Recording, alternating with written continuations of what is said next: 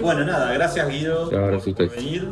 La idea es, en este rato, a propósito del libro de Guido y además del libro anterior de Frases Libertarias, poder como pensar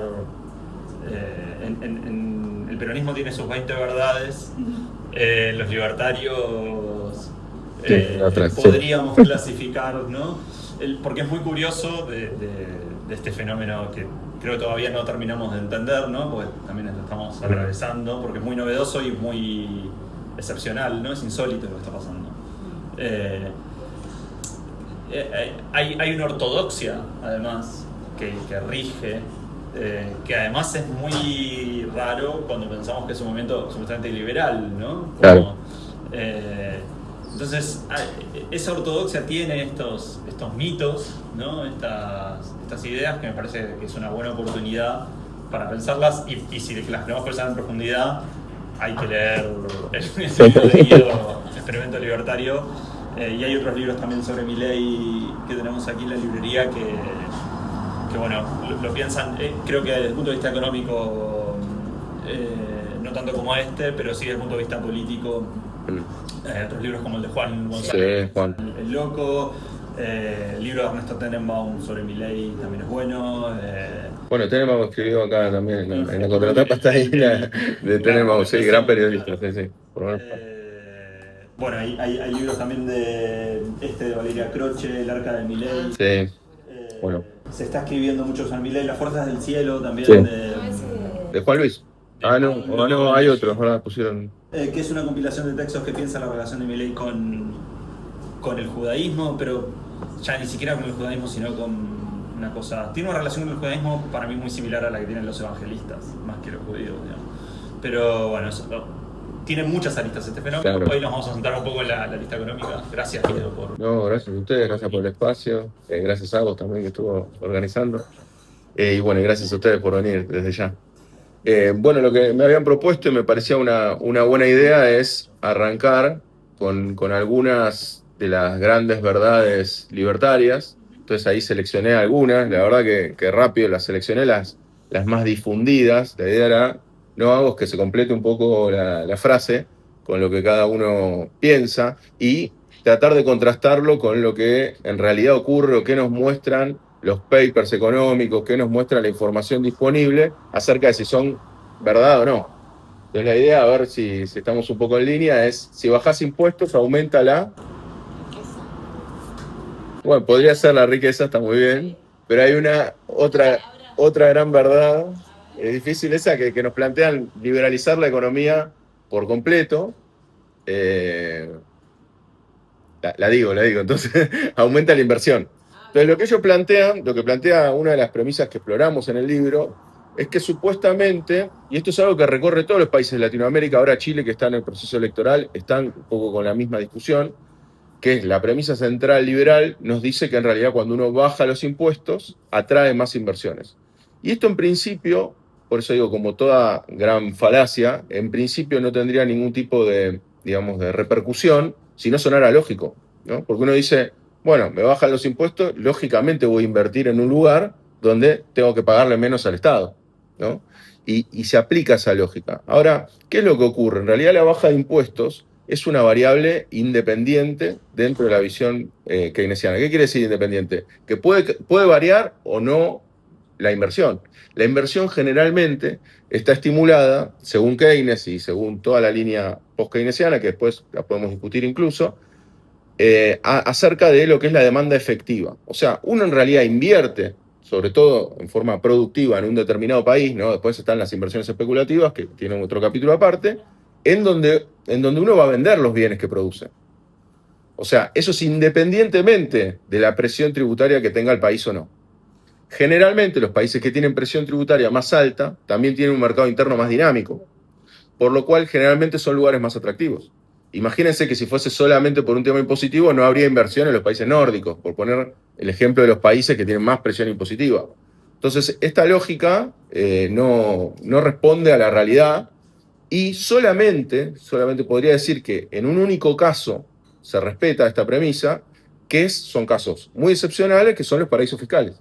O sea, lógicamente, si vos tenés una isla en medio del Caribe que no tiene recursos, que no atrae turismo, y lo que hace es proponerse bajar impuestos para que vos lleves tus grandes capitales y no pagar impuestos, efectivamente, a partir de pasar a ser un paraíso fiscal, pueden tener una suma de la inversión entendida, en realidad, como capitales especulativos que van a ese país, no que necesariamente es una inversión productiva y desde ya, y hay poco y nada de inversión productiva. De hecho, este martes me estoy yendo a Isla de Man, que es la isla, justo estábamos hablando con algo sobre esto, que es una isla que funciona como paraíso fiscal entre medio de Inglaterra e Irlanda, y que es no casualmente donde tiene todos los fondos, o casi todos los fondos, el ministro de Economía de la Argentina, Caputo. Así que voy a ir ahí un poco a investigar, o estoy trabajando en el tercer libro sobre alguna de estas cuestiones. Entonces, claro, en ese caso sí, si tomamos esa inversión, aumenta la inversión en Isla de Man, pero no es a raíz de los impuestos. O sea que esto es algo que se trata de imponer, pero en realidad no responde. ¿Paso acá? Bueno, si abrís el comercio exterior, ¿qué podría ser? Que haces más. Son difíciles igual, no es difícil tan fácil, eso es verdad. Bueno, vendés muy bien, bueno, exportas más, está muy bien, vendés al exterior más, tal cual. Bueno, esto en Argentina, en principio para hablar de Argentina, que son los datos que ofrecemos en el libro, no es cierto. O sea, el comercio exterior cuando en Argentina, sobre todo en un país como el caso de Argentina, digo, toma Argentina como base, porque es donde está Milei, como base libertaria, pero uno lo podría implementar, por ejemplo, en el caso de Estados Unidos, ahora que están cerrando el comercio exterior, y eso no quiere decir que Estados Unidos exporte menos al mundo. De hecho, por ahora no se está dando una caída, hay que ver un poco cuál va a terminar de ser el impacto, pero en realidad en el comercio exterior uno generalmente, y retomando el caso de Argentina, tiene que ver con que Argentina es principalmente exportador de soja, de carne, de bienes primarios. Y esos bienes primarios no necesariamente si vos restringís la importación o la abrís, vas a vender más o menos. De hecho, cuando uno ve el registro histórico de Argentina, en una etapa durante el kirchnerismo que hubo más restricción a las importaciones, había pedidos para importar, uno tenía que hacer una solicitud determinada, era un poco más engorrosa la importación, las exportaciones subieron muchísimo. De hecho, la crítica al kirchnerismo justamente que dilapidó ese momento de auge en el cual había más exportaciones de lo normal. O sea que esa lógica en la cual nos dicen hay que abrirse al comercio exterior, hay que permitir importar para después exportar, tampoco se evidencia en los números ni en la realidad, por lo menos cuando uno va viendo todos los casos. Hay que analizar, obviamente, caso por caso, pero de nuevo, puede ser una variable independiente. No estoy diciendo que hay que cerrar el comercio, ¿no? Lo que estoy diciendo es que no necesariamente abriendo el comercio exterior uno exporta más. Uno puede abrir el comercio exterior, efectivamente exportar más, pero no por eso, porque tuviste un boom de un determinado bien en el cual estás exportando, o porque se puso de moda, no sé, estoy pensando en el pistacho, por ejemplo, ¿no? Se pone de moda, ahora el productor de pistacho le va bien. Ahora puede ser que importes más, menos, son variables independientes, vamos a decirlo así.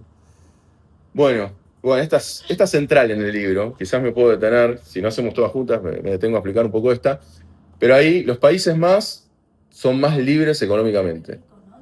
Muy bien, los países más ricos, muy bien. Bueno, esta es para mí la mentira central, o la falacia central del pensamiento libertario. Porque quizás, bueno, como empezamos un poco de manera distinta esta presentación con las frases y demás, pero lo que creo que es lo central para el pensamiento libertario, quizás, repasemos rápidamente qué es el pensamiento libertario, porque capaz que alguno no lo sepa, pero básicamente, como para decirlo lisa y llanamente y rápidamente, es justamente pensar que la economía totalmente liberada en todos los mercados, en absolutamente todos los mercados, va a llevar a una mayor prosperidad, que es lo mejor. Y cuando digo todos los mercados, es todos los mercados. Y a Milei le molesta mucho cuando le remarcan esto, pero es real, es que estamos incluyendo ahí mismo la compra y venta de órganos, por ejemplo. O sea, es algo que está dentro de las premisas libertarias. Hay un video mío en mi canal de YouTube en el cual entrevisto a los libertarios de Estados Unidos. Fui a una reunión mensual de libertarios en Estados Unidos, en el estado de New Hampshire, ahí en el norte de Estados Unidos, límite con Canadá. Y yo justamente les preguntaba, bueno, pero ¿qué opinan de la compra y venta de órganos? ¿Son de los que están a favor o de los que están en contra? Y ellos me dijeron, si sos libertario, estás a favor. No existe estar en contra de la compra y venta de órganos si sos libertario. Libertario piensa que siempre el mercado es el que regula mejor. En lo que sí hay debate, lógicamente, tienen debate interno ellos, es acerca del aborto. y sobre todo con el maltrato animal, sobre todo lo que respecta a los animales, con respecto a eso, para ver si son en realidad una propiedad o en realidad tienen también esta misma libertad que tienen los humanos, ¿no? Hay todo un debate ahí, que digo, muy chiquita la discusión, digo, en términos generales de lo que nos está pasando, pero existe. Órganos, ningún problema. Animales está en debate, por lo menos ellos te dicen está en debate, ¿no? Pero en lo que es órganos, ellos te dicen, sí, si vos voluntariamente quisieras vender un órgano, podrías hacerlo y otro te va a comprar, ¿no? Ahora, el tema es con el aborto, sí tienen una discusión. Tienen una discusión. En realidad es una igual disposición del cuerpo en términos de los órganos, digo, en su pensamiento. Claro, ahí lo que ocurre, que ahí es donde se queman un poco los cables, es que Rothbard estaba a favor del aborto. Lo planteaba como un invasor al feto. Entonces decía, cualquiera puede realizar ese aborto, es un invasor del cuerpo de una persona, entonces se puede, lo determina así, invasor, lo dice textualmente. Milei no, Milei en cambio está en contra del aborto, porque él lo que dice, bueno, es la concepción de quienes están en contra del aborto, él dice que ya es que es un crecimiento continuo, no un salto en el tiempo, entonces que la persona ya es vida desde el primer momento de concepción, entonces... sí, pero digo, no tiene sí, como... no tiene... en términos de disponer de tus órganos... Bueno, lo que Milei plantea, por eso lo que Milei plantea, no es por defenderlo, te imaginarás, es que en el momento uno ya es vida, entonces ya no es un órgano tuyo, sino que es otra vida. Tendría que decidir el propio feto. Exacto, que no puede, pero bueno, luego decidirá, claro. Bueno, entonces, volviendo a lo central, habiendo definido cuáles son las ideas libertarias, ¿cuál es el problema? Que si yo les digo, bueno, tenemos que ser, como toda teoría, ¿no? Planteo, hay que liberalizar todo, que es lo mejor. Bueno, entonces, ¿cómo te convenzo de que es lo mejor liberalizar todo? Te digo, lo que hicieron fue Heritage Foundation, una fundación de Estados Unidos, conservadora, no libertaria, conservadora, determinó que los países más libres son los países que más crecen. Entonces yo siempre me planteé esa premisa antes de empezar el libro. Yo dije, ¿cómo puede ser que determinen que son los países más libres? Primero que podemos discutir largo y tendido qué es la libertad, ¿no? Eso es de ya. Pero vamos a tomar lo que es la libertad según Milei. Vamos a hacer, por ejemplo, porque ese máximo exponente, ojo, dicho, en esta misma convención de libertarios, también ellos me dijeron, para nosotros Milei es un prócer, porque es el libertario más exitoso que hay, llegó a ser presidente.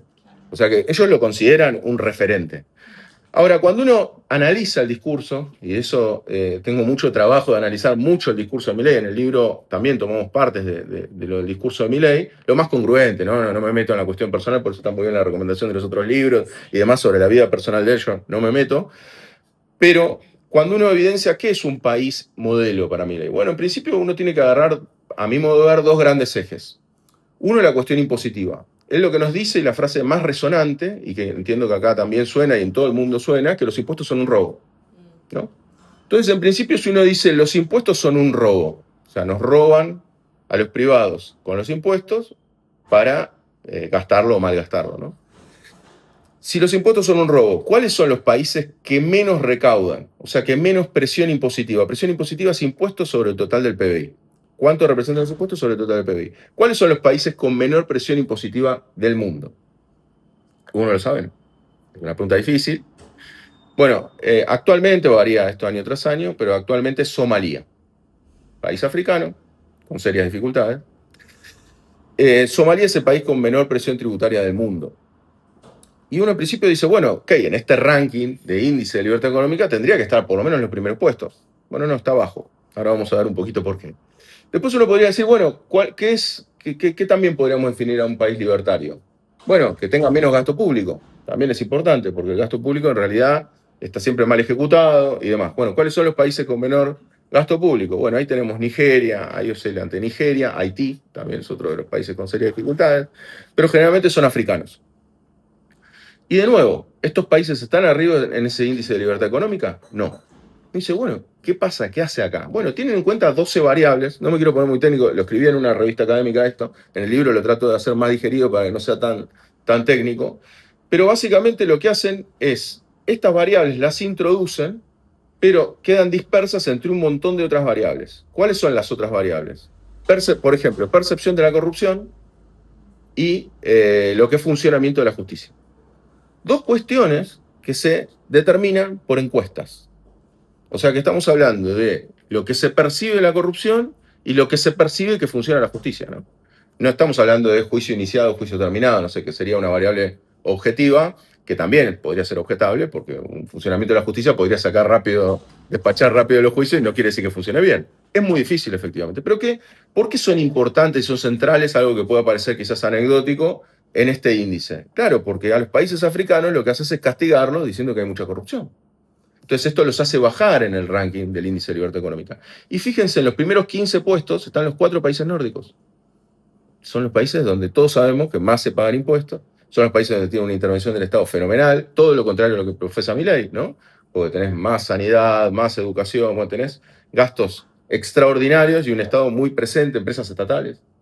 Todo lo que exploramos bastante, lo que son los países nórdicos, también tengo mucho contenido en redes sobre los países nórdicos, donde tratamos de mostrar de que claramente no hay libertad económica en el concepto de Milei ahí mismo. Y lo que hay que tener en cuenta también es que esta percepción a quiénes se hacen las encuestas, cómo se hacen las encuestas. Por ejemplo, hace poco estuve en Luxemburgo y Luxemburgo tuvo una filtración, el LuxLeaks, no sé si supieron, pero básicamente una filtración como Wikileaks en su momento, hubo una filtración de información en la cual había acuerdos ocultos entre el Estado y los bancos para que no paguen impuestos, ¿no? Acuerdos especiales y demás. Se filtraron toda esa información, pero en corrupción, Luxemburgo parece que tiene corrupción baja. Entonces también es la corrupción como quien la percibe, digamos, esa corrupción y esas encuestas que no están claras tampoco en las fuentes de cómo lo obtienen. Pero bueno, sin más allá de la cuestión metodológica, ¿quién aparece como primero en el índice de libertad económica? Que en el libro está recontra explorado, que es Singapur. Entonces, bueno, ok, Singapur es el número 1, Singapur tiene que reflejar todo lo que nos dice Milei y todos los seguidores libertarios. Y en definitiva, ¿qué es lo que hace Singapur? Repasando a grandes rasgos. Bueno, está aumentando el IVA todos los años medio punto para mejorar el sistema de salud. Tiene empresas, las empresas del Estado representan el 20% del PBI.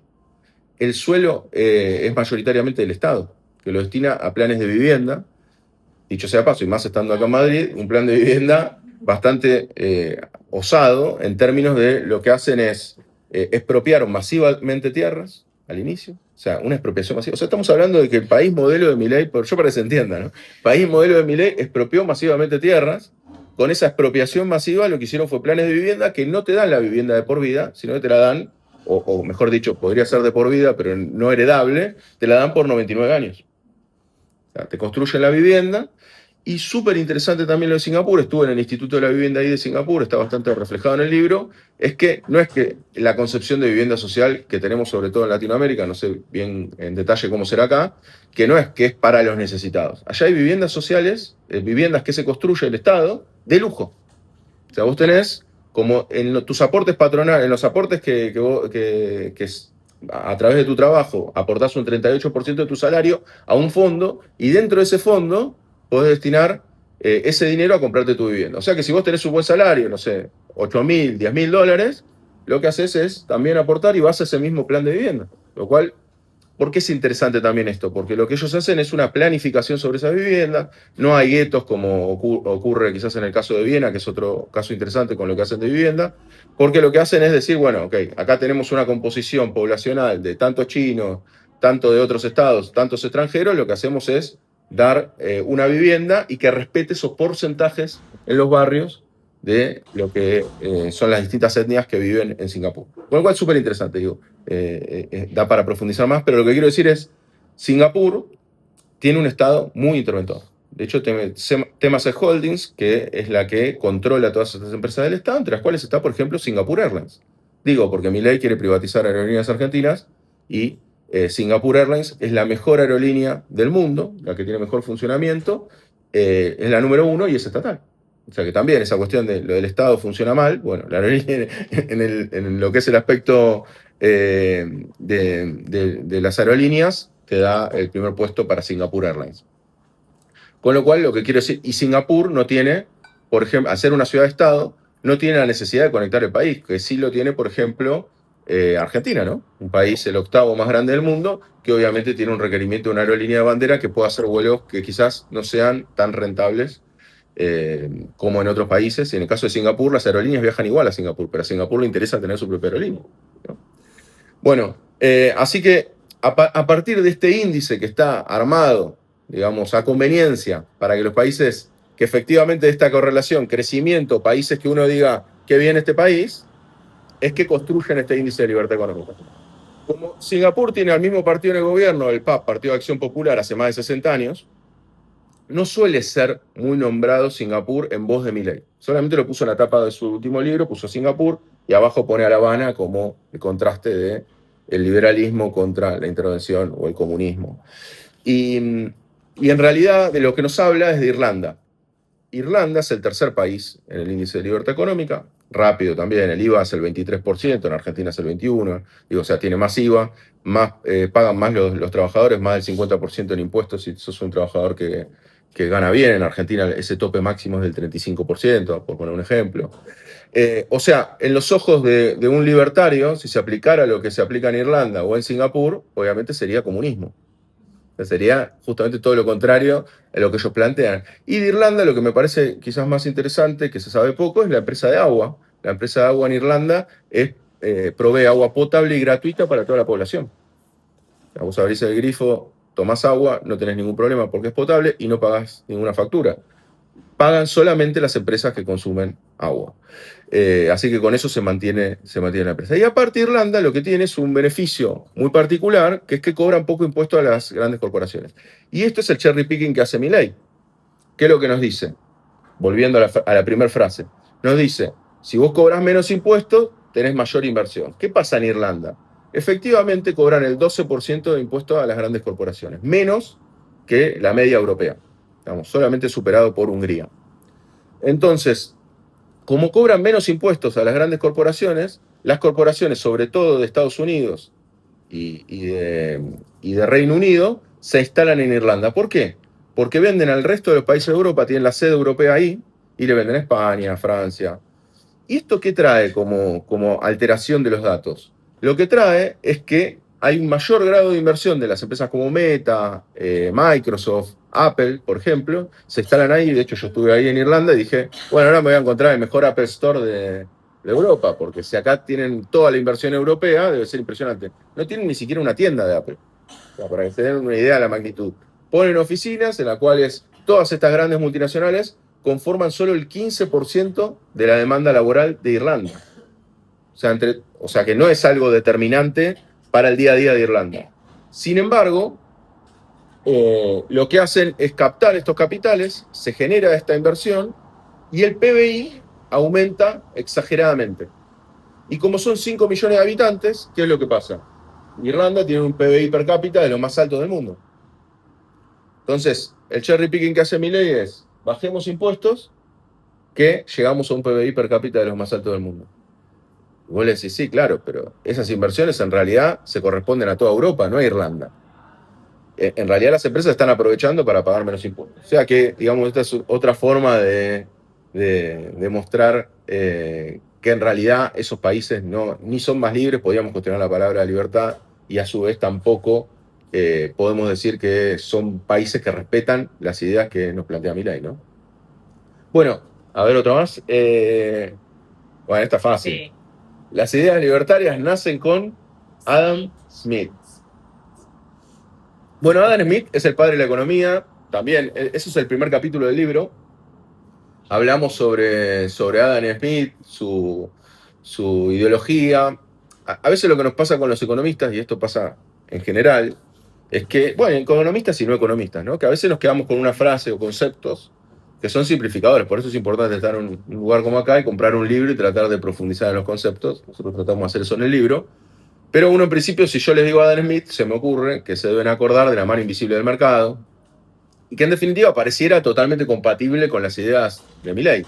Porque en definitiva, bueno, el Estado define solo y asigna bien los recursos, el Estado no, el mercado, asigna bien los recursos, y entonces en principio podría sonar compatible. De hecho, Milei dice, es mi papá, en una frase, en una intervención, es como mi papá, Adam Smith. Pero en realidad lo que repasamos mucho en el primer libro, de hecho, en Falacias Libertarias, todos los capítulos arrancan con una frase de Adam Smith. Y recopilo una frase de Adam Smith que justamente es contraria al pensamiento libertario, ¿no? Ese es el mensaje de tratar de mostrar de que en realidad las ideas, si bien tienen puntos en común, desde ya creían en el mercado, en la libertad del mercado en sí, pero no en esos extremos. De hecho, tiene muchas frases conocidas, no conocidas, perdón, a Adam Smith, como por ejemplo que había que prestar, que suena totalmente razonable que los que más tienen que pagar más impuestos que los que menos tienen. Esto es inconcebible para Milei, y bueno, y demás cuestiones que vemos ahí en el libro, que claramente Adam Smith no sería un representante de las ideas de Milei hoy en día, para nada. Bueno, esto un poco lo repasamos. En 35 años, Argentina será como... ¿Como Alemania? Dijo también como Alemania, pero 35 lo usó con Irlanda. Así que algo ya hablamos de Irlanda, de cómo sería así. Él planteó ser Irlanda, ser Alemania, después plantea Estados Unidos también en términos de PBI. Bueno, a menor costo laboral, más empleo, muy bien. Bueno, esto también, en el libro lo exploramos. De nuevo, es confundir variables dependientes con variables independientes. El menor, de nuevo, también, intuitivamente, uno que podría decir, esto funciona parecido a lo que hablamos de inversión. Si uno, en principio, piensa, si a mí me cuesta menos contratar a una persona, ¿voy a contratar a más personas en mi negocio? Intuitivamente, uno que podría decir, sí, ¿no? Uno dice, me quiero montar un negocio. No es lo mismo que me cueste 1.000 euros una persona que 2.000. Si me cuesta 1.000, en principio contrataría más. Ahora, ¿qué es lo que ocurre? La experiencia argentina nos muestra, tiene vasta experiencia en este sentido. Bueno, en España entiendo que también. En que en principio los gobiernos que hemos tenido, de hecho, durante el macrismo, lo que han hecho es bajar las cargas sociales. O sea que fíjense, no es que directamente al empleado se le paga menos, sino que lo que fueron la carga patronal se ha disminuido en el año 2016-2017. Sobre todo, aparte, sobre contrataciones nuevas, uno pagaba menos cargas sociales, y sin embargo el desempleo aumentó.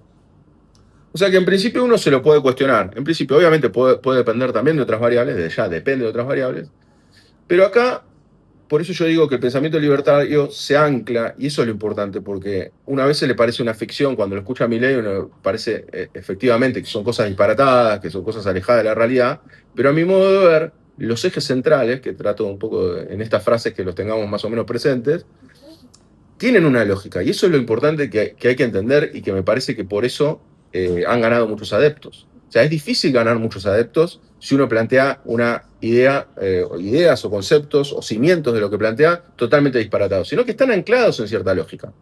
Por eso les preguntaba, si yo le digo, tiene menos costo laboral, contrato más personas, y uno por lógica dice que sí. Ahora, ¿qué es lo que nos muestra la evidencia? Es que eso no ocurre.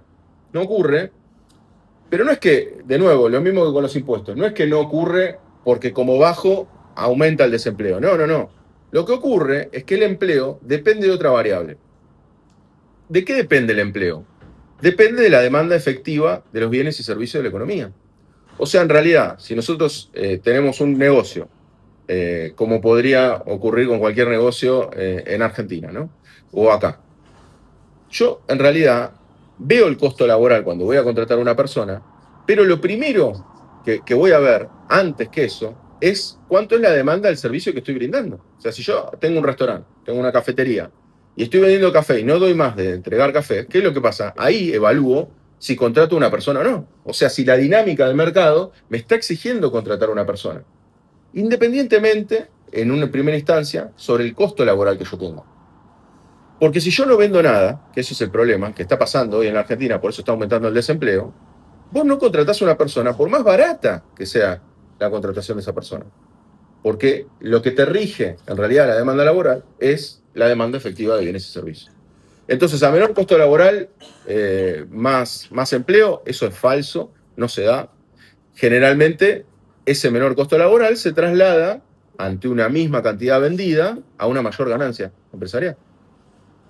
Directamente, no es que ahora si tuviésemos un menor costo laboral en Argentina, bueno, eso se va a trasladar directamente a una mayor ganancia. O sea que, digamos, eso no se corresponde con los datos que vemos. Bueno, y acá otra más. La informalidad laboral se baja con menos... A ver, si no, no miren la frase. Tratemos de la lógica común, después profundizamos, que está bueno. Si yo le dijera acá, hay un problema de informalidad laboral, ¿no? En Argentina todavía más, en Argentina hay un 42% de informalidad laboral, Después, en el libro exploramos el último caso, que es el paraguayo, que está en 70% de informalidad laboral. O sea, es un problema. El problema de Latinoamérica, a mi modo de ver, quizás más unificado que uno puede encontrar a lo largo y a lo ancho de Latinoamérica, es la informalidad. ¿Cómo bajamos la informalidad? En principio. ¿Se les ocurre alguna idea de...? No sé cómo lo decís. Trabajo no registrado. Trabajo no. Trabajo precario. Claro. Sin seguridad social. ¿Cómo en principio se les ocurre que combatimos ese problema? Difícil. Trabajo registrado, digo, como... Está bien, pero ¿cómo haces para que quien tiene ese trabajo informal pase a la formalidad? Algo que tiene bastante lógica y que plantean los libertarios, de nuevo, una vez más, basándose en cuestión de estricta lógica, es que dicen cobrarle menos impuestos. Entonces sería con menos impuestos, se baja con menos impuestos. Que efectivamente, una vez más, suena lógico. Al empleador cobrarle menos impuestos Claro. para que sea rentable contratar de manera registrada. Más que rentable es, yo corro el riesgo hasta cierto ahorro que puedo tener. Más que bajar las impuestos, reducirle el riesgo, ¿no? Claro, que en este caso sería impuesto, carga social. Lo que es presión impositiva a veces se mide con impuestos y con cargas sociales, a veces sin cargas sociales. Si yo te saco las cargas sociales, vos le pagás 1.000 en negro, vamos a hacerle cuenta. Pero las cargas sociales son el 30%, te cuesta 1.300. Vamos a hacer total lineal. Entonces ellos te dicen, bueno, en vez de cobrarte el 30, te cobro el 10. Vos por el 10% no te vas a arriesgar a tener un empleo negro, entonces lo incluís en tu planilla. Lo cual, de nuevo, una vez más, suena lógico. Suena lógico de que eso ocurra. Ahora, fíjense, el caso que tomamos en el libro, que a mi modo de ver, y con esto no estoy spoileando porque por suerte no es una novela lo que escribí, sino que sencillamente el último capítulo lo que nos habla es del caso paraguayo, que a mi modo de ver, según lo que estudié y recorrí de los ejemplos libertarios, es al modelo a que va Argentina. No que Argentina va a ser Paraguay, sino que va a tener características del modelo paraguayo. ¿Qué hicieron en Paraguay? Paraguay bajaron... Sí, no, totalmente. No, de hecho, el presidente de Paraguay dijo, están siguiendo nuestro modelo, y Milei dijo también en declaración hace 20 años que Paraguay está haciendo las cosas bien. ¿Qué tiene Paraguay? ¿Qué tiene Paraguay? Ahora saliéndonos un poco, ahora volvemos. Pero, ¿qué tiene Paraguay? Estabilidad macro, lo que nos quieren vender como lo necesario en Argentina, que es que tiene crecimientos sostenidos, exceptuando el COVID, tiene crecimiento sostenido, tiene inflación baja. Entonces uno en principio dice las dos variables que con Milei nos vuelven locos de que es lo que hay que lograr, que pareciera que el único objetivo es bajar la inflación, y encima crecimiento económico, Paraguay la tiene hace 20 años. Con lo cual uno podría decir, bueno, esto podría funcionar. Ahora, ¿cuál es el problema? Bueno, por ejemplo, en materia de presión impositiva, Argentina ronda el 29% de presión impositiva. En Paraguay está alrededor del 10%. O sea, casi 3 veces menos de presión impositiva. Y en definitiva, y el IVA, por ejemplo, es del 10%. En Paraguay. Cuando fui a presentar el libro ahí en Paraguay, que estaba toda la sala llena de libertarios, parecían, por las preguntas que me hacían y demás, a mí me impresionó porque yo decía, con un Estado tan pequeño, ¿pueden creer que lo que me decían los paraguayos era que toda la culpa era del Estado? O sea, vos entrás en una lógica de reducción del Estado y siempre la lógica sigue siendo el Estado, porque un Estado más reducido de paraguayo no se me ocurre. Y de hecho, dicho por los mismos economistas paraguayos, o sea que no es que lo estoy diciendo yo como argentino, sino que dicho por los economistas paraguayos que yo entrevisté, es que me dicen, nuestros servicios son tan deficientes que vamos a usar los servicios de Argentina. ¿Tienen alguna intervención de salud importante? Y van a Argentina.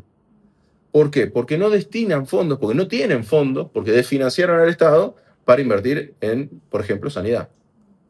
Entonces, en Paraguay lo que tenemos es una carga impositiva bajísima, o sea que con menos impuestos la informalidad tendría que ser menor. Y sin embargo es mayor que en Argentina. Casi un 70% de informalidad.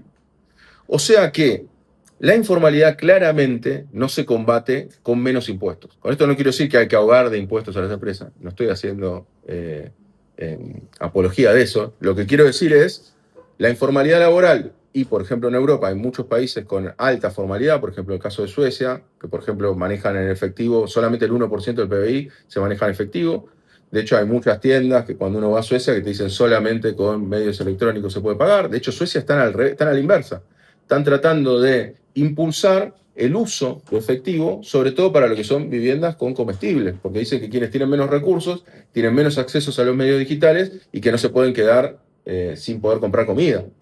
Entonces, en el caso de Suecia, que tiene altos impuestos y tiene alta informalidad altísima, justamente no se hace mediante una baja de impuestos, esta mayor formalidad, sino que lo que se trata de obtener es mediante controles, digitalización de las transacciones y todo lo que sabemos que en principio podría ayudar a la formalidad. De hecho, Argentina ha aumentado la informalidad con Milei. Ha aumentado, por ahora poco, de 41 a casi 43, 42 y pico, bajo la gestión de Milei. O sea que, supuestamente... La bajada de cargo público y menos control sobre la informalidad personal. Totalmente. A mi modo de ver es porque de hecho han quitado multas laborales, fíjate la lógica libertaria, ¿no? Te saco multas si si tuviste contratado a alguien en la informalidad. Y entonces, en realidad el mensaje que está mandando, y que ocurre lo mismo con los controles impositivos, ahora antes en Argentina, que para mí, a mi modo de ver, había un abuso, también hay que entender eso, ¿no? Milei nace, a mi modo de ver, porque hay algunos puntos en los cuales las gestiones anteriores estaban sobregiradas. Por ejemplo, en Argentina, ahora vamos a poner el equivalente acá en España, a vos te transferían 700 euros y ya te llegaba un aviso del banco, te pedían justificar el ingreso, por qué hiciste esa transferencia, y quizás era una molestia muy grande para el público en general que podía tener un salario de 2.000 euros y te están pasando 700. No digo sea la norma 2.000, pero estoy poniendo un ejemplo, ¿no? Entonces, ¿qué es lo que pasó ahora? Ahora te pueden transferir, si no me equivoco, hasta 5.000 euros y nadie te pregunta nada. Entonces han subido esos topes de no control. ¿Esto qué hace? Y también las declaraciones del mismo Arca, que es el ente recaudador, lo que dice es no vamos a controlar a nadie salvo que haya un juicio o una demanda puntual. Entonces, este mensaje que, de nuevo, fíjense, ellos están metidos en su lógica, ¿no? Entonces dicen, esto va a traer mayor prosperidad, esto va a traer que la gente invierta más, no aumenta la inversión, al revés, la inversión de la Argentina en el primer año de Milei cayó a la mitad con respecto al año anterior, o sea, miremos la caída fenomenal que se da, sino que a su vez lo que a mi modo de ver trae es un aliento a la informalidad. Pues si vos lo que te dicen es, yo no te voy a controlar salvo que alguien te haga un juicio, entonces vos decís, voy a jugar con el límite. Y a su vez, como la demanda está muy deprimida, también lo que ocurre es que las ventas informales, por ejemplo, si tengo que ir a vender a una tienda donde pago el IVA del 21% y a mí me dice el ente recaudador que no me va a controlar, bueno, arreglo con quien le vende y se lo vendo sin IVA para que tenga un precio más barato porque estoy en competencia con todos, digamos, con una dificultad aparte de que eso es parte de que merma la inflación, de que no hay ventas. Entonces, claro, la inflación tiene un límite que es no puedo seguir aumentando los precios si no vendo nada. Entonces, ¿cómo recuperan parte del margen de ganancia? Con informalidad, evadiendo impuestos. Perdón, ¿eso también facilita lo que es lavado de dinero? Sí. Sí, totalmente. Para mí va a haber un problema grave con eso y Milei quiere que haya una ley que refleje esto, porque todas fueron declaraciones del Ministerio de Economía, incluso de Spert. Había hecho una conferencia de prensa, digo, justamente, no sé si todos saben, pero el candidato a diputado vinculado con el narcotráfico de Argentina, que justamente había declarado, bueno, no vamos a controlar más estos ingresos. ¿Por qué? Porque de nuevo, fíjense que Milei algunas veces hasta ha hecho un guiño de ojos con respecto a esto. No me molesta de dónde proceda. Es una cuestión de la justicia, no es una cuestión económica. Vos traes el dinero, que no vas a tener problemas en Argentina. Ese es el mensaje que quieren enviar. El tema de nuevo, ¿qué dinero llega y cómo? Porque vos no vas a invertir dinero en un lugar donde no vendés. Y en Argentina justamente la demanda está muy deprimida actualmente. Por eso es que estos datos, o los datos de la realidad, los que trata de mostrar el gobierno, tienen un contraste muy grande y es muy criticado porque no se ven en la realidad, en el día a día. Los comercios no están yendo bien, no está yendo bien Argentina en general. Y el salario tampoco alcanza porque lo que hacen es ajustarlo por una inflación que no refleja claramente la realidad. Eso también es importante siempre tener en cuenta, que esa es la dificultad que tenemos los economistas, que trabajamos con datos, pero por otro lado, los datos también tenemos que ver de dónde se obtienen, ¿no? Porque uno cuando dice inflación, en realidad la inflación de un país en sí nunca la puedes medir. Tendrías que medir millones de bienes y cómo variaron entre sí. ¿Qué es lo que hace cada país? Construye una canasta. Esa canasta de bienes la viene siguiendo y la mide. ¿Qué es lo que pasa? Claro, en Argentina tenés más carne, en Japón tenés más pescado, ¿no? Y acá tendrás más variación de la paella, por poner un ejemplo, de cuánto sale. Bueno, entonces, en definitiva, toda esa variación de precios está ponderada, tienen cada uno un valor determinado de cuánto pesan esa canasta. Bueno, en Argentina esa ponderación de esa inflación está medida en una canasta del 2004. Con lo cual, por ejemplo, los alquileres pesan solo un 3%. Entonces, claro, cuando uno ve que los alquileres subieron más del doble que la inflación, y uno ve que tiene una incidencia tan pequeña, del 3%, entonces decís, bueno, la inflación es tanto, sí, pero los alquileres aumentaron más del doble, y vos me lo reflejás solo en un 3% de esa canasta. ¿Y eso desde el 2004 no se actualiza? No se actualiza. Y lo recomendable es siempre en las canastas. ¿No se actualiza o qué? En realidad, durante el macrismo, en el 2017, hicieron una canasta un poco más atinada y no la llegaron a aplicar el INDEC. O sea, el INDEC no la llegó a tomar. El que tiene que... Claro, exacto.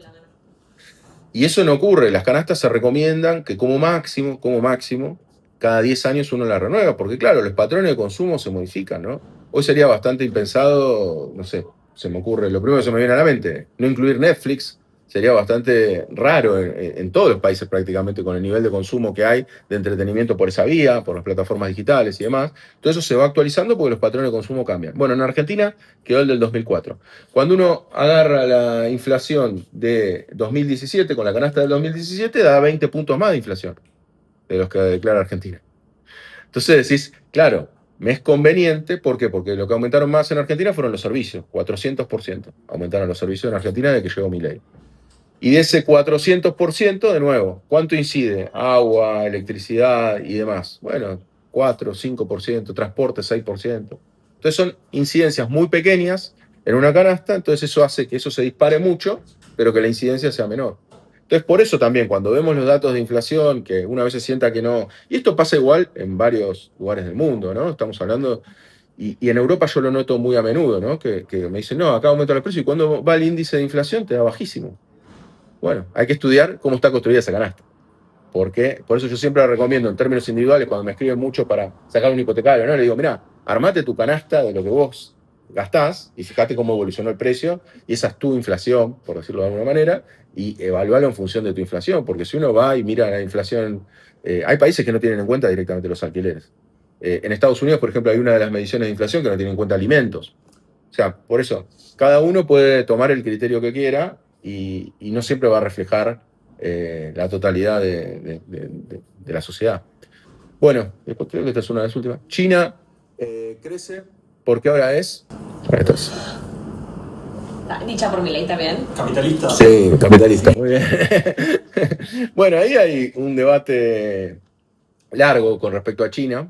Me imagino acá también tienen el libro de Sabino para leer en profundidad de China. Nosotros en el libro, yo en el libro pongo un capítulo sobre China, porque me parece súper interesante y da para profundizar mucho más, pero como primera aproximación hacia China me parece que cumple su rol el libro. Es muchísimo más complejo de lo que está ahí, pero lo que quiero decir es acá siempre se da el debate de China capitalista, China comunista, y empezamos con las definiciones de qué, primero, cómo se autodefine China. China lo que plantea es que es un socialismo con características chinas. No quiere decir que lo que uno declara es lo que uno es, porque si no, no sé, por ejemplo, Corea del Norte sería República Democrática de Corea del Norte. O sea, sería democrática en términos de lo que cada uno se declara, ¿no? O sea, que no estoy diciendo que lo que se declara es lo que es, pero tratando de analizar qué es China. Y si quieren lo podemos ver bajo la óptica o bajo los lentes libertarios.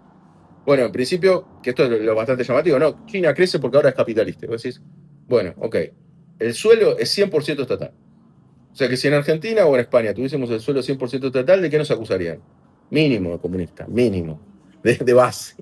Entonces, tenemos que entender que China no se desprende del suelo, China tiene empresas estatales importantísimas en todos los rubros de su economía, tiene una participación por medio del Partido Comunista, partido único, tienen al Partido Comunista a la cabeza, y justamente lo que hace China es tener una economía hiperplanificada. De hecho, tienen planes quinquenales, que vale recordar que los planes quinquenales arrancaron como concepto con el peronismo y luego fueron implementados por China, pero China los ha mantenido en el tiempo y los trae y los mantiene hasta el día de hoy. Por ende, lo que se está viendo en China claramente es que hay una planificación y una visión de largo plazo que evidentemente para el mundo occidental es difícil de interpretar, es difícil, bueno, justo estábamos conversando de eso, que es difícil tratar de entender con nuestros ojos qué es lo que está pasando en China. Pues hay mucha información, recomiendo a todos los que divulgan cuestiones de China, verlo, seguirlo, porque es súper interesante y nos cuesta muchísimo entenderlo. En el libro tratamos de explorarlo. Lo que quiero decir es que China no se vuelve capitalista. China lo que hace es tomar, por ejemplo, lo que es la apertura comercial. En mi canal de YouTube yo, por ejemplo, entrevisté a un economista chino, una charla bastante interesante que tuve con él, y tienen un pragmatismo que es fenomenal. Yo en la última pregunta que le hago a él, le pregunto qué pensaba de Milei. Yo dije, bueno, acá es donde lo va a destrozar, porque un chino que hace todo lo contrario a lo que profesa Milei, acaba de decir que lo de Milei es un desastre. Bueno, él para mi sorpresa me dijo, me gusta Milei, prefiero a Milei antes que a Trump. Y entonces, claro, y le digo, ¿por qué? Y me dice, claro, porque yo quiero vender mis productos. Si ellos se liberalizan y abren su frontera, para mí es bienvenido. O sea que el nivel de pragmatismo con el que se manejan es, ok, si vos te liberalizás y dejás ingresar mis productos, mejor. De hecho, llevada la liberalización del comercio exterior de Argentina al extremo, ¿quiénes son los más beneficiados? China tiene los productos más baratos y bueno, y acá también se vive eso, ¿no? Como empiezan a ingresar cada vez más productos chinos. Y a su vez, en el caso de Argentina, como tenemos en el Mercosur, Brasil, que son dos comunistas, vamos a decirlo así, de la óptica libertaria, y son los más beneficiados de que se abra el comercio. Por eso ahora con el acuerdo, y para echar un poco con la actualidad, el acuerdo de Estados Unidos para con Argentina, según declaraciones de Bessent ahora recientemente en los medios, dijo que Argentina se iba a alejar de China. O sea, fíjense cómo empieza a entrar en contradicción, que en realidad la tiene desde el comienzo de la gestión de Milei, porque hay una intervención fenomenal, no estamos diciendo que lo de Milei sea libertario, pero esas contradicciones van quedando cada vez más expuestas, porque ahora el rescate de Estados Unidos, o este swap, lo que hace es decir, bueno, pero deja de comercializar con China. Y es un tema. Es una de las condiciones. Pareciera, ¿no? Por ahora, hasta que no veamos algo escrito... Y sí, ellos no dan puntadas sin hilo, o sea... Pero fíjate cómo entra de lleno en contradicción con lo de, vos estás libre, te entran los autos chinos, ¿no? Entonces, eso hay que ver cómo lo van a resolver en lo discursivo y lo que finalmente terminan haciendo, ¿no? Así que, y bueno, con respecto también al libro, como para que también sepan de qué trata también el libro, que a mí me parecieron casos más interesantes y para comentárselos también, que son los 3 casos, que creo que soy el único en el mundo, hasta ahora no me reportaron ninguno, que se fue hasta los 3 casos libertarios que existieron en el mundo, muy pequeños. Uno es el de, capaz que escucharon hablar, uno es el de Grafton, que es un pueblo de Estados Unidos, en el norte de Estados Unidos, una persona atacada por un oso, ¿no lo escucharon? No, bien. Ah, bien, la primera vez que no lo escuchó nadie, lo cual me encanta, porque entonces le va a gustar. En Grafton, es un pueblo del norte de Estados Unidos, casi al límite con Canadá. Lo que hicieron en forma coordinada, por eso digo, los libertarios de Estados Unidos no es que son improvisados, sino que tienen convenciones mensuales, anuales, donde les comenté que estuve. Ellos lo que hicieron en forma coordinada es decir, vamos a ir 100 libertarios a un pueblo de Estados Unidos, del norte de Estados Unidos, Grafton. Bueno, ¿por qué? Bueno, porque encontraron que con 100 personas que iban a ese pueblo, como deciden todo por método asambleario, iban a obtener mayoría en la asamblea. Efectivamente fue así, se mudan 100 personas a Grafton y es lo que se llama Freetown Project. O sea, querían hacer la primera ciudad libertaria, ¿no? Entonces, modelo de éxito. Esto estamos hablando de comienzos del 2000, o sea, no hace tanto.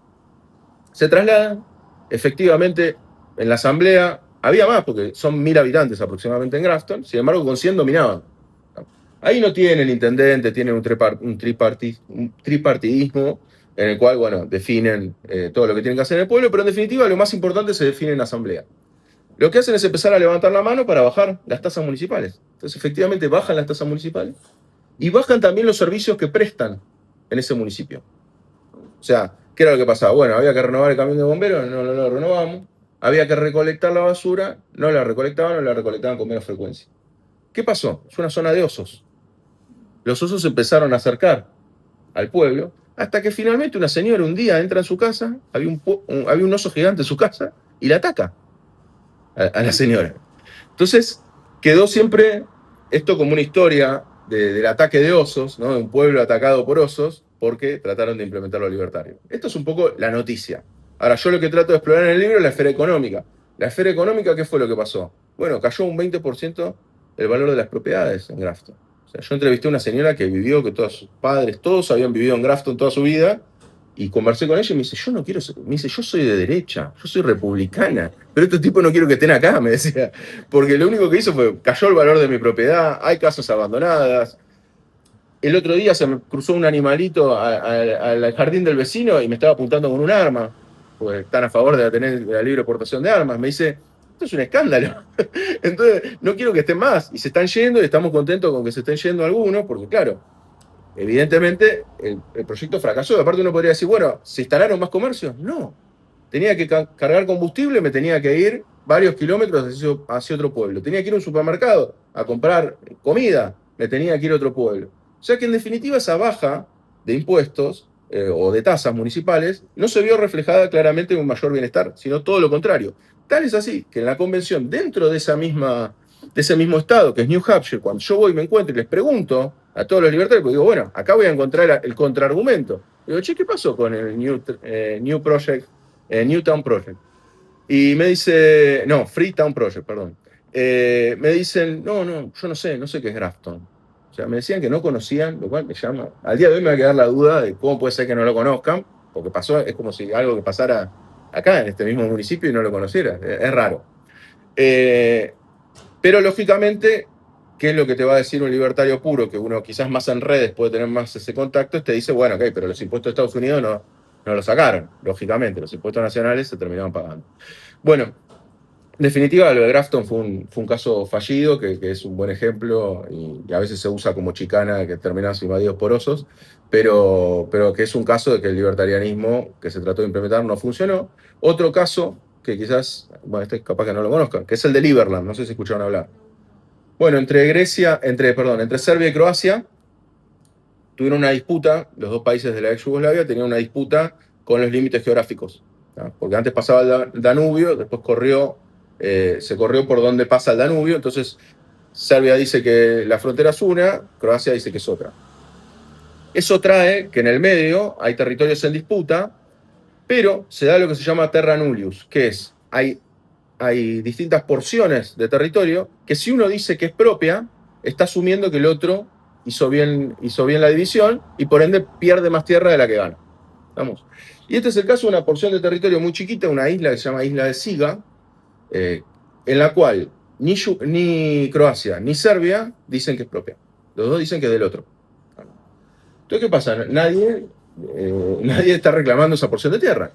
Se avivó un empresario checo, el cual pude conversar con él, y plantó bandera y dijo, yo soy el presidente de este país. Acá nadie reclama, lo único que necesito es que viva gente para reclamar un país. Bueno, nada, montó todo de hecho, no sé, capaz que vieron un video de Milei disfrazado de Capitán ANCAP. ¿Nunca lo vieron disfrazado? Bueno, es un video muy, muy interesante, lo tienen que ver. Ah, ¿vos sí lo viste? Bueno, ahí está hablando, yo soy Capitán ANCAP, vengo de Liberland, dice. Y empieza a hablar de Liberland. Pero, ¿qué me llamó la atención más allá de este caso bizarro en el cual fui hasta allá, traté de hecho, para entrar tenés que tener el pasaporte de la Comunidad Europea, porque si no te dejan volver a ingresar a Croacia, bueno, todo una cuestión, es un destampado, no hay nada. Cada vez que construye algo se lo destruye Croacia. Lo que es interesante de Liberland es cómo plantean un país libertario de cero. Porque, ¿qué es lo que nos plantean en Grafton? Nos dicen, no, bueno, pero están los impuestos nacionales. Bueno, en Liberland no hay impuestos, de arranque. Entonces, ¿qué es lo que plantean? Eso es lo que me llamó la atención. En el libro está en mayor profundidad, pero quiero decir, lo que plantean es que en definitiva funciona como una sociedad anónima. Tiene una criptomoneda. Vos comprás más de esa criptomoneda y tenés más incidencia sobre lo que haces en el país. O sea, en definitiva es un gobierno de ricos. Un gobierno, o sea, a más dinero que pones, más no existe la democracia en un país de la libertad teórica. Y después el último caso que vemos en el libro es el de Cospaia. También fue la república más chica del mundo en ese momento, en Italia, en el centro de Italia. Y justamente ahí lo que había ocurrido es que tampoco tenían impuestos. Por lo cual cumple esa premisa libertaria. Y yo dije, bueno, y duró 4 siglos. Y yo dije, bueno, qué caso interesante, porque dije, finalmente llegué al caso libertario exitoso. Que me taparon la boca, digo, bueno, voy a ver qué fue lo que pasó. Pero dije, algo raro tiene que haber acá. Y efectivamente, cuando estudio el caso, voy hasta el lugar, pero en realidad lo más importante son los registros históricos, obviamente, porque ahora es parte de Italia. Y lo que me encuentro es que lo que habían traído, ellos habían, en una época en la que en Italia y en todos los países de alrededor estaba prohibido el tabaco, ellos lo habían traído de América y lo habían plantado ahí. Entonces, ¿qué pasó? Iban a Cospaia todos los contrabandistas de Europa a buscar tabaco ahí, que ahí no estaba prohibido. Entonces, tal es así que hoy el único negocio que tiene Cospaia se llama La Guarida del Contrabandista, es un restaurante que se come muy rico, en el cual estuve ahí, y justamente ¿por qué lograron subsistir? Por el contrabando. O sea, que fue una tierra de contrabandistas, que bueno, efectivamente no tenían necesidad de cobrar impuestos porque eran unas pocas familias que cobraban plantando el tabaco, y les fue bastante bien durante ese tiempo. Después terminó siendo comprada por unas pocas monedas de plata por el Estado de la Iglesia. Así que tampoco siguió subsistiendo, sino que se terminó vendiendo, vamos a decirlo así de alguna manera. Así que bueno, esos son los 3 casos en los cuales pude encontrar que había casos que más se acercan al libertarianismo. Ahora, Milei está yendo hacia eso. A mi modo de ver, Milei piensa que está yendo hacia un Estado libertario, y por eso no lo critico, digamos. No me parece criticable que Milei quiera, desde su óptica, llegar a un Estado libertario, ¿no? Si uno piensa en Argentina, si ganara Frente de Izquierda, bueno, seguramente va a tener un gobierno de transición, ¿no? En el cual va a querer llegar hacia un estadio superior. El tema es que obviamente en Argentina, y eso también vemos el primer año de gestión de Milei, encontramos un montón de contradicciones que se ven todos los días. Con leer el periódico uno ya lo encuentra, ¿no? Toda la intervención que hay, que uno dice que tiene de libertario. Pero bueno, quizás sí se ve reflejado en lo que es, por ejemplo, el desprecio del Estado, ¿no? Incluso en gobiernos que hemos tenido de derecha en Argentina, a mi modo de ver, si bien uno los puede criticar por distintas cuestiones, sí había un espíritu de que lo público funcionase bien. Con Milei lo que tenemos es que abiertamente no quiere que el Estado funcione bien, que quiere destruirlo, lo plantea directamente. Por ejemplo, en el gobierno de Macri, con el cual yo claramente no estoy de acuerdo, pero por ejemplo, en Aerolíneas Argentinas puso una especialista en el sector aeronáutico al frente de la compañía. Entonces él pretendía que se gestione bien lo estatal, por lo menos en lo discursivo y en lo que planteaba y en las personas que ponía al frente. En cambio, lo que obtenemos en Milei es que directamente lo que quiere es privatizar todo lo que pueda rápidamente. Con lo cual también en el libro también exploramos los casos de empresas estatales, de cómo es una gran mentira decir que la empresa estatal ya de por sí es ineficiente, es inoperante y no funciona bien por los distintos incentivos que tiene, lo cual es mentira. De hecho, tomamos el caso cercano de Codelco, por ejemplo, que Codelco ha tenido gobiernos desde Codelco, que es la empresa de cobre de Chile, que es el cobre es el principal bien de exportación de Chile, y que desde Pinochet en adelante han pasado gobiernos de derecha y sin embargo no la han privatizado, la han mantenido pública, y gracias a eso es que hoy Chile no está en una situación peor de la que pudiera estar en caso de no tener al principal bien exportador en Argentina en sus manos. Y así, bueno, en YPF también tenemos en general, buenas gestiones, o ahora lo que fue Vaca Muerta a partir de iniciativas del Estado. O sea que en definitiva es falsa también esa premisa de que lo estatal funciona mal. Es cierto que puede funcionar mal, como puede funcionar mal lo privado, y es cierto que también hay muchos gobiernos que hacen que funcione mal para después privatizarlo, ¿no? O sea, hay de todo, ¿no? Pero lo que quiero decir es, me parece interesante también romper esos mitos, porque si uno lo maneja como una empresa privada en el cual pone gente idónea a administrar un sector que conoce, ¿por qué tendría que funcionar mal, ¿no? Si hoy en día, y eso lo planteaba Marx y me parece que queda cada vez más expuesto, hoy en día, en el capitalismo más desarrollado que tenemos, los dueños cada vez están más alejados de los negocios, ¿no? Porque uno se puede imaginar, ¿no?, el dueño de una fábrica durante el marxismo que iba a la fábrica y que decía, no, pero esta fábrica funciona porque yo estoy acá, porque yo controlo. Bueno, eso está escindido totalmente, ¿no? O sea, ahora contratás a una administración que te lleva adelante eso, y el dueño es un tipo que opera en una computadora y compra acciones. O sea que en definitiva, me parece que bajo esa lógica, podríamos haberla puesto esa frase también, pero quiero decir, eso es otra gran mentira, ¿no? Que lo público, las empresas públicas tienen que funcionar mal necesariamente porque no tienen incentivos a funcionar bien. Si no hay incentivos, porque el gobierno está gestionando mal, para que eso no ocurra. Ayer creo que publiqué un video sobre Grecia y también eso, cómo privatizaron con la excusa para repagar la deuda. ¿Y saben cuánto es todas las privatizaciones? ¿Cuánto representó de la deuda que tomó Grecia? 0,7%. O sea, se quedaron sin empresas públicas para pagar el 0,7% de lo que debían. Sin embargo, reestructuraron su deuda y tuvieron una quita del 50%. O sea que es más negocio reestructurar deuda, muchísimo más negocio que salir a vender las empresas, que en el caso de Grecia había empresas que eran rentables. De hecho, tenían, por ejemplo, los puertos. Privatizaron 2 puertos importantes en Grecia. O sea, que son cuestiones después difíciles de rever. Bueno, no sé si me extendí mucho. ¿Quieren hacer alguna pregunta? Yo Sí. me quedé pensando cuando vos vas deconstruyendo como tomas todo este discurso que es el que sostiene el plan económico. Y decís, bueno, no puede funcionar porque si partís de estas premisas y te das cuenta que son premisas falsas, digamos, ¿qué pasó? O si realmente pasó esta idea de que estabilizó la macro, pero, ¿no? Porque está esta idea de, bueno, no se ven los resultados, pero la gente todavía lo banca porque bajó la inflación, porque logró cierta estabilidad temporal, una estabilidad que ahora parece que solamente se puede sostener con un préstamo de Estados Unidos, digamos. Pero realmente existió esa estabilidad y si existió, ¿qué pasó, digamos? ¿Cómo se consiguió? ¿Cuánto puede durar? Sí, a mí me parece que hay un montón de variables que están más estabilizadas durante la gestión de Milei, que claramente se dan, a mi modo de ver, por Caputo, que es más pragmático.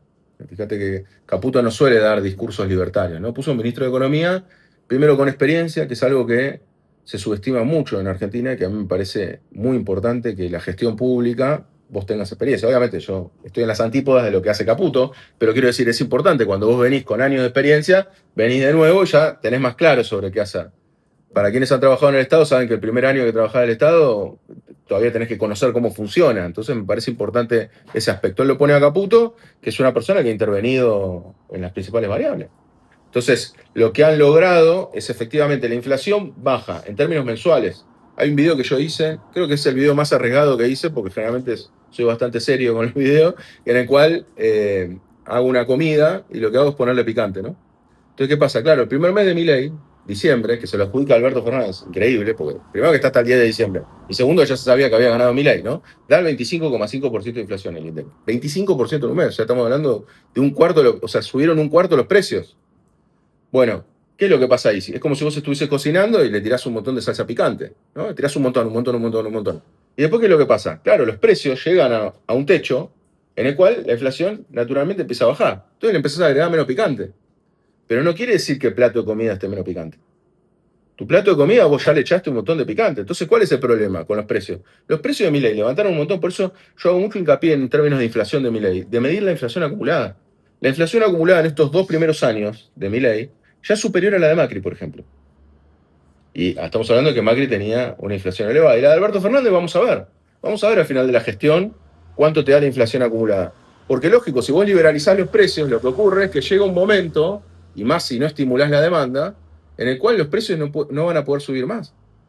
Lo que sería interesante ver de Milei, que va a ser difícil que lo veamos y quizás en algún momento, ojalá se pueda ver bajo esta gestión, es qué pasa si hay un aumento del consumo. O sea, si uno ve un aumento de la actividad, la gente que va a compra, que hay actividad económica, ¿va a quedar la inflación así en estos niveles? Que de nuevo, también un 2% mensual no es una inflación baja, ¿no? Porque Argentina tiene un 2% mensual y sin embargo en Argentina estamos todo el tiempo repitiendo que la inflación está baja. Es una inflación elevada. Sí. Lo que se trasladó un poco a los medios de comunicación, que impregnó muchísimo es, bueno, puede estar todo mal, puede ser un loco y demás, pero la inflación está baja. Es una cuestión repetida que se da incluso con personas, digo, la figura Milei impactó muchísimo por fuera de Argentina, por lo menos mi experiencia, digo, estando acá en Madrid, es que la figura Milei, todo el mundo te pregunta, sí. Y seguidamente a eso es, bueno, pero bajó la inflación.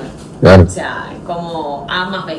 Claro. Y siempre es como la misma premisa. Sí, que en realidad la inflación, para mí, eso es algo que ha logrado instalar la derecha a nivel general, porque en realidad, como trabajador, a uno le tendría que importar el poder adquisitivo de su salario, o sea, el salario real. Obviamente, el salario real está construido, está restado la inflación, pero en Argentina hemos sabido tener 20% de inflación anual y 25% de aumento de salario. Entonces, ¿ahí cuál sería el problema para el trabajador? Ninguno, al revés, ganó un 5% de poder adquisitivo, bien. Entonces, entrar en la lógica de decir que el peor de los males es la inflación, con lo cual estoy de acuerdo, no hay que hablar, estoy de acuerdo que es un mal, pero yo no lo catalogaría como el principal mal, ¿no? Es entrar en esa lógica, y de hecho la demostración es Argentina. Argentina ahora está bajando la inflación, pero el salario real sigue peor que el desastre que dejó el gobierno anterior. Porque en noviembre del 23 el salario estaba muy deteriorado, y cuando uno ve una baja muy contundente, levanta un poco, pero todavía no llega al nivel de noviembre, o sea, de cómo recibió Milei un salario bajísimo. Entonces, ¿cuál es la trampa? Por eso el gobierno es muy hábil discursivamente. ¿Qué es lo que hago para decir que el salario está mejor en Argentina? Y te lo mido en dólares. Entonces te digo, claro, los salarios en dólares valían tanto, ahora valen más en dólares. Claro, pero el costo de vida subió muchísimo más en dólares. De hecho, bueno, para quienes tienen que viajar, ir y volver, se van a dar cuenta que Argentina está carísimo. Claro, pero ¿cómo es posible que sea? Yo creo que igual siempre tuvo la misma duda con Uruguay.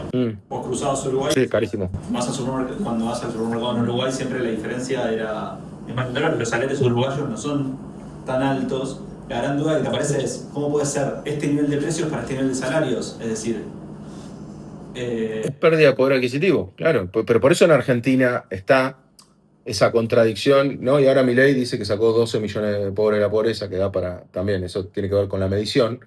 Pero digo, si hubiese sacado 12 millones de pobres de la pobreza, no hubiese sacado el resultado que obtuvo en la elección. O sea, claramente ahí hay una diferencia en lo que medimos y lo que es. Claramente hay pérdida de poder adquisitivo en Argentina. Porque esto que yo comenté recién del salario es con la canasta de inflación que criticamos hace un ratito. Si vos tomás la canasta correcta, te da una caída muchísimo mayor. Y aparte, dentro de eso, los estatales, por ejemplo, cayó muchísimo el salario de los estatales. Profesores universitarios, todo, una miseria absoluta. Claro. No. Sí, hay muchos que quedaron congelados en un primer momento y con la inflación se deterioraron, pero lo que son los salarios estatales, no solamente hubo despidos estatales, que también otra parte del relato de Milei es, bueno, recortamos los estatales. Bueno, hubo más del doble de despidos privados que estatales.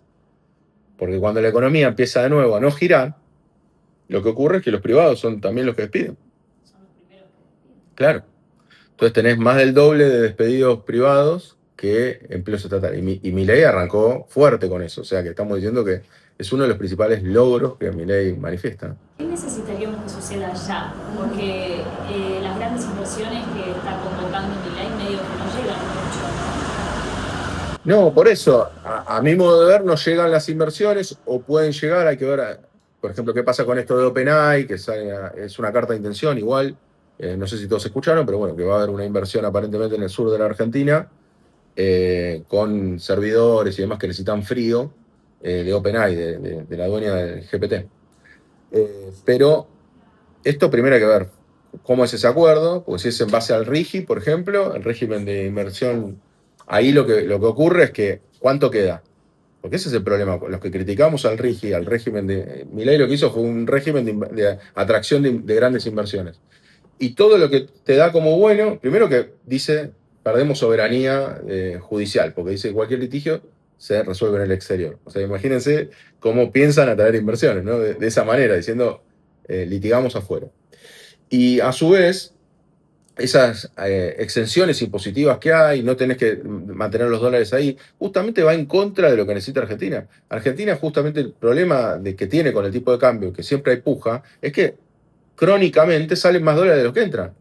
Y esto atraviesa a todos los gobiernos. Por eso algunos gobiernos ponen cepo, otros liberalizan y se va, otros dicen no, bueno, este tipo de cambio tiene que ser alto para que no se vaya tanto. Con lo cual también, ojo que en Argentina, todos los que critican lo que está pasando con el tipo de cambio, hay muchos que están diciendo, bueno, el dólar se tiene que determinar por el mercado. Sí, eso suena muy lindo, pero en Argentina tenemos experiencia que el dólar empieza a agarrar un valor, sube. ¿Y qué haces? En un momento decís, bueno, ok, hay que intervenir. Entonces, el gobierno está con ese problema del tipo de cambio que lo tuvo todos los gobiernos. O sea, todos los gobiernos. Pero las inversiones, a mi modo de ver, pueden llegar a venir inversiones extractivistas o inversiones de ese tipo que no generen una gran cantidad de empleo y que no dependan del mercado interno. Yo difiero con muchos economistas, críticos también, que dicen que esas inversiones no van a llegar. Yo no veo por qué. O sea, si... Por eso, yo no veo por qué. Bueno, Vaca Muerta está empezando a convocar y todo lo que es minería está explotando. Yo, si fuese una minera, no descartaría entrar en Argentina, porque te están ofreciendo los recursos, te dan los beneficios que te dan en África. O sea, no adoptan el modelo noruego, adoptan el modelo africano, en el cual vos quitas los recursos, tenés, aparte la cuestión del agua fue importante, ¿no? Que tienen prioridad sobre el agua, las inversiones extranjeras, en vez de la población, con lo cual obviamente es atractivo para el capital. y encima, si tenés que litigar, litigás en el extranjero. Con lo cual, a mí me parece que se puede llegar a dar un aumento de ese tipo de inversiones, si bien es cierto que hoy está lento eso. Pero me parece que no van a llegar a inversiones del otro tipo, de las que dinamizan la economía. Porque si la inversión no te lleva a una mayor demanda laboral, en definitiva, el campo, por poner un ejemplo, en el 2016, cuando Macri bajó las retenciones y dio estímulo, liberalizó el tipo de cambio, y uno dijo, todos a favor del campo. ¿Saben cuánta gente contrató el campo en ese año de mayor éxito del campo? Cero. O sea, lo que vos tenés es que hay sectores que vos beneficiás que no demandan una mayor cantidad de trabajo. Por ejemplo, bueno, ahora vengo, por ejemplo, de Países Bajos, lo mismo, ¿no? Tiene un sector agro de los más productivos del mundo, o el más productivo del mundo, es el 2% del empleo total. Entonces ya saben que tenés que tecnificar, porque ahí no perdés muchos puestos de trabajo. Con lo cual, digo, me parece que va a haber inversiones, pero no me parece que va a haber inversiones al consumo, al revés, se están yendo. Carrefour, el principal supermercado de Argentina, es el que más tiendas tiene, el que más vende, se puso en venta. Dijo, el negocio de Carrefour Argentina está en venta. O sea que claramente los grandes inversores están viendo que por el lado del consumo no va a ir. ¿Y esto qué quiere decir? Que tampoco va a ir por el lado del trabajador, o sea que tampoco va a haber una mejora para los trabajadores. Algo que decís de Países Bajos, nosotros ahora estamos haciendo, la vamos a publicar el mes que viene, estamos siguiendo la ruta de las rosas que vienen a Europa, ¿no? Entonces, vienen básicamente de dos lugares, de América Latina y de Kenia. Sucedía que antes, hace 10 años, todas estas rosas se producían en Cataluña, por ejemplo, y en Países Bajos. Países Bajos era el principal productor de rosas de Europa por lejos. ¿Qué pasó?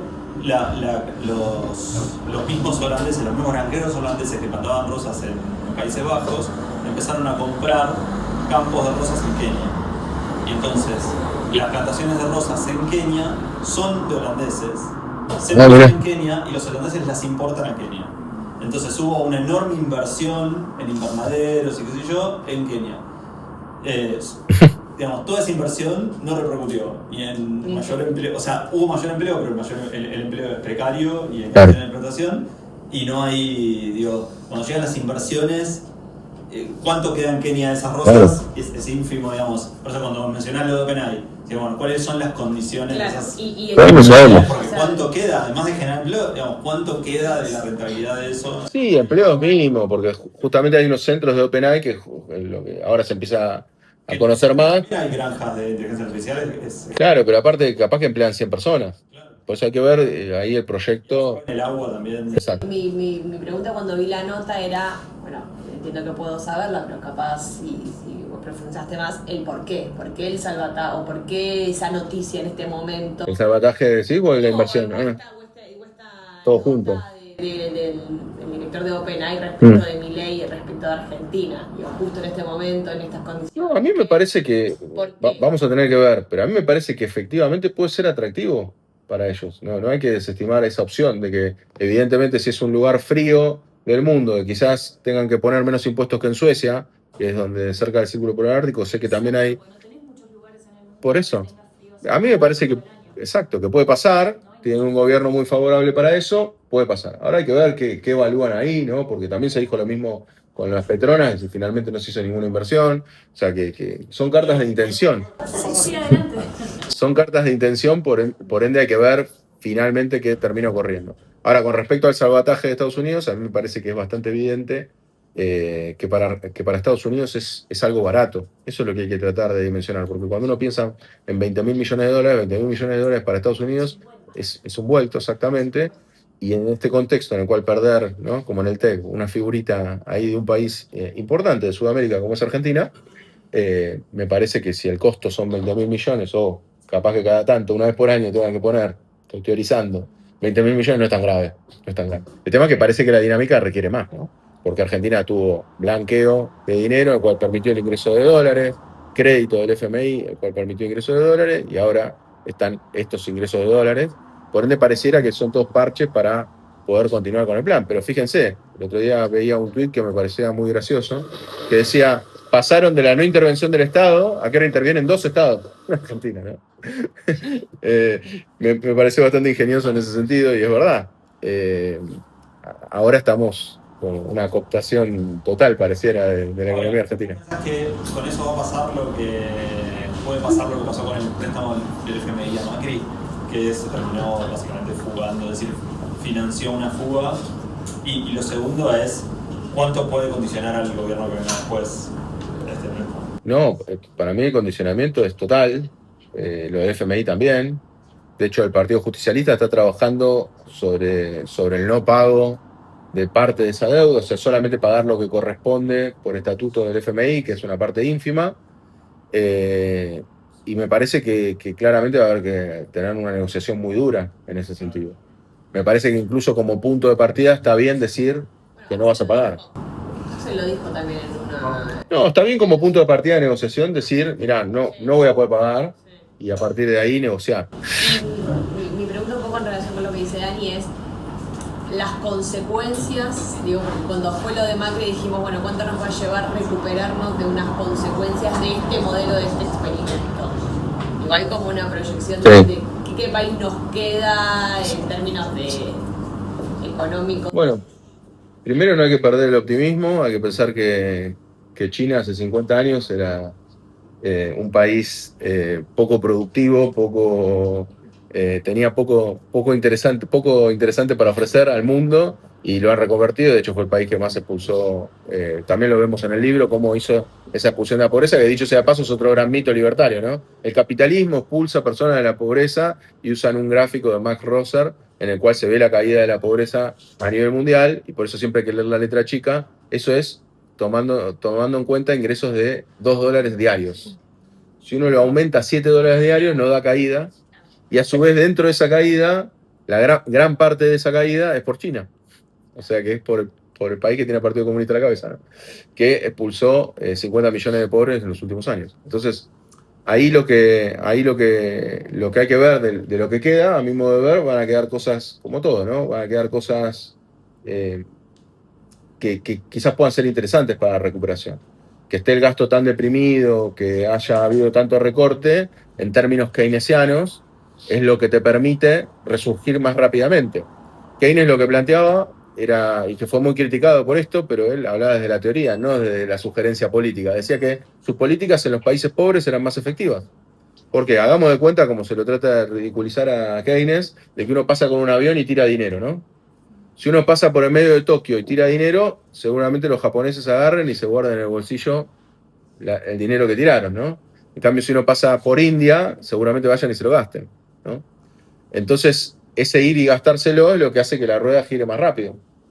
En Argentina, bueno, podemos decir que se van a comprar dólares, pero quizás algunos se lo gaste, digo. En Argentina se tira pesos, pero quiero decir, en una economía deprimida, para mí es una buena oportunidad para reactivarla, porque vos, si tenés un deterioro tanto de los jubilados, de los trabajadores estatales y demás, si vos le das aumento real del salario, a mi modo de ver, la economía va a reactivar rápidamente en Argentina. Eso es el dato positivo. Pero, a ver, es positivo porque trato de ser optimista, ¿no? Porque en realidad uno podría decir, bueno, pero es a causa que están sufriendo ahora, ¿no? Pero a mí me parece que desde ese lado puede ser interesante lo que venga después, y el gran desafío es la deuda, ¿no? O sea, sobre todo que acá hay una gran confusión con respecto a la deuda. Los libertarios hacen todo un relato con la deuda que no bajó, porque confunden deuda externa con deuda interna, ¿no? La equiparan, con lo cual claramente no es lo mismo, ¿no? Porque la deuda interna, que está nominada en pesos, si vos tenés una devaluación, licuás esa deuda, y en dólares es el FMI que te está diciendo qué hacer, y que encima sos el mayor deudor del FMI. O sea que Argentina claramente está condicionado, no es el mismo tipo de deuda. Ellos usan esas cuentas estrambóticas para decirte que bajó la deuda. Con lo cual a todos, yo a cada libertario que publica eso le digo, pasame la hoja de cálculo de cómo hiciste esa cuenta, porque a mí no me da esa cuenta y nadie me la pasó todavía, ¿eh? Y en Twitter soy insistente con eso. Cada vez que veo uno, le pido. Y no, ellos siguen con el relato de que bajaron la deuda. Y no se ven reflejados los datos. Por lo menos los que yo veo no lo veo así. Y con tanto recorte para ofrecer o igualar el mismo servicio, optimizarlo, aquí al final depende de eficientar más los procesos que se tengan. ¿Qué visión tiene o qué inversión tecnológica está promoviendo Mirai en ese sentido, tanto en la parte pública como también ayudas al sector privado, si es que lo está haciendo? Sí, en la parte pública no hay algo puntual que esté. Lo que están tratando de hacer, y que ya se venía haciendo y que se está haciendo en todo el mundo, es obviamente tratar de hacer más trámites web y demás cuestiones. pero eso no es propio, yo diría que no es algo que está impulsando Milei, sino que la misma gente que queda en el Estado está tratando de que esos trámites se hagan así. De hecho, bueno, un país que está bastante a la vanguardia de eso es Estonia, que prácticamente puedes hacer todo vía web. Estuve allí también, hablé con un economista del Banco de Estonia allá, y que era el modelo libertario, otro modelo más. No lo incluí en el libro porque este era como más nuevo, que ahora ya lo soltaron, porque Estonia ahora empezó a aumentar los impuestos. Pero empezó a aumentar los impuestos por una cuestión externa, que es que tienen la cercanía con Rusia. Entonces empezaron a aumentar los impuestos y Estonia ya no es un modelo libertario, pero quiero decir, en ese sentido no, el Estado no está particularmente, no es que hay un plan o un programa para hacer más eficiente el Estado, sino que en general eso es algo más declarativo. Y en el sector privado la verdad es que todo lo que no se apuesta a un esquema de incentivos para tecnificar. Yo, por ejemplo, estuve estudiando también el caso de lo que es el uso de inteligencia artificial en Italia, por ejemplo, y me imagino que acá debe ser igual, porque son programas europeos. Vos, si incluís en el proceso productivo el uso de inteligencia artificial, te dan subvenciones. No, en Argentina, justamente, Milei lo que piensa es todo lo contrario, no hay que ayudar al privado. Esto es lo más raro y lo más disruptivo de Milei, ¿no? Él piensa que ayudar al privado es dejarlo completamente libre. Con lo cual es falso. Aparte, para el capital local es totalmente falso, porque si vos abrís las fronteras y descuidás y ponés, porque lo que está pasando con la industria textil en Argentina, que se está destrozando, y no es por defender a los textiles, porque seguramente algo de competencia vendría bien. Lo que quiero decir es que si vos no das ninguna ayuda a tu local, el local tiene costos elevados, tienes cuentas que pagar elevadas, tiene incluso, en términos libertarios, impuestos más caros, y lo pones a competir contra un país que usa trabajo esclavo, y es lógico que te van a terminar ganando y que vas a terminar perdiendo esa industria. Entonces no hay una ayuda al privado. La ayuda al privado que dice Milei es que supuestamente te liberalizo la economía, pero eso es un perjuicio. Con lo cual no hay planes de tecnificación ni incentivos, por lo menos difundidos así en forma masiva, de incentivos para lo que son el uso de tecnologías o tecnificación. Lo cual eso también, claramente, o sea, todos los países que han progresado y que, como Milei dice, que quiere ser potencia, han tenido una industria firme, han tratado de planificar. No hay país potencia que no tenga industria, ¿no? Entonces eso es lo raro, por eso usan el índice de libertad económica que vimos antes, y es Singapur, y bueno, Singapur también tiene un mercado financiero, no es que es una potencia industrial, Singapur. Así que esos son los modelos a los que ellos apuntan. Muchas gracias. Bueno, no, gracias a todos.